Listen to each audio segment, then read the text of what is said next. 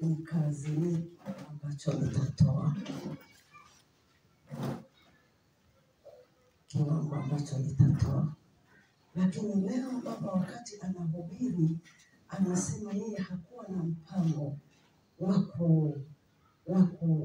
wa kuongea habari ya sadaka, ila alisikia ndipo akasema kwamba tutoe sadaka.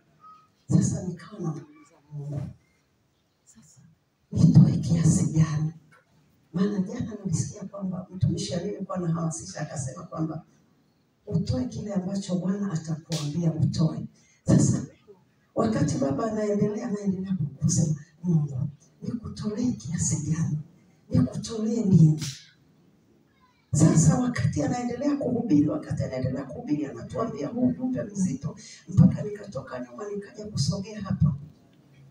Nikasikia kutoka ndani kwamba toa kiasi fulani, lakini hiyo sadaka utakayotoa useme kwamba ni kwa ajili ya kuiponya nchi yangu na watoto wangu na nchi yangu.